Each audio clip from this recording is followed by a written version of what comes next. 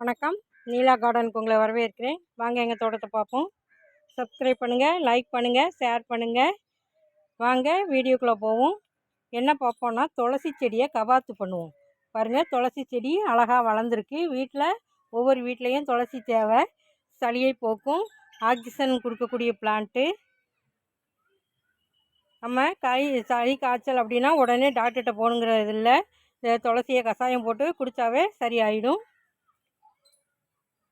இது ஒரு அற்புதமான மூலிகை. துளசி அம்மான்னு இதை கடவுளாக வேண்டுறாங்க.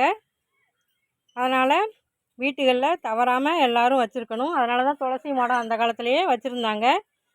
பாருங்கள், அதுலேயே ஒரு ஆமணக்கு செடி இருக்குது. பாருங்கள், ஆமணக்கும் ஒரு மூலிகை தான். பாருங்கள், அதில் காய் காய்ச்சிருக்கு. பாருங்கள், கொட்டை முத்துன்னு சொல்லுவாங்க, ஆமணக்குன்னு சொல்லுவாங்க. பாருங்கள், இதில் உள்ள முத்து இருக்கும். இதான் விளக்கெண்ணெய் இதில் தான் எடுக்கிறாங்க. இப்போ இதுக்குள்ளே இருக்கிற பருப்பை எடுத்து நம்ம மாவு அரைக்கும்போது ஒரு 4 பருப்பு போட்டால் நல்லா இட்லி பஞ்சு போல் வரும். அதனால் வீட்டு தோட்டத்துலேயும் இது தானாக முளைச்சது தான். அதனால் நான் வச்சுருக்கேன். இந்த கொட்டைமுத்தையும் அறுவடை செஞ்சுக்கிட்டோம்.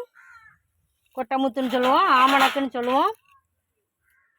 பாருங்கள், இந்த இலையை மூட்டு வலிக்கு இந்த ஆமணக்கு இலையை அப்படியே லேசாக எண்ணெய் தடவி, விளக்கெண்ணெய் தடவி அப்படியே அடுப்பில் சுட்டு அப்படியே லேசாக வாட்டி அதை முழங்காலில் வச்சு கெட்டினோம்னா முழங்கால் வலி, மூட்டு வலியெல்லாம் போகும்.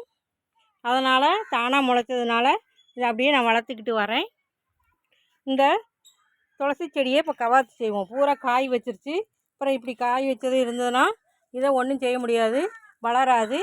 அதனால் நம்ம இந்த காயெல்லாம் வெட்டி எடுத்துட்டு அதுக்கு உரம் கொடுத்தோம்னா திரும்ப நல்லா தழுத்து வரும்.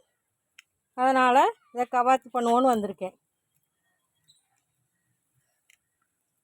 இந்த துளசி விதைகளையும் முளைக்க போடலாம். இதையும் கஷாயம் வச்சு கொதிக்க வச்சு இதையும் குடிக்கலாம். இதுவும் உடம்புக்கு நல்லது.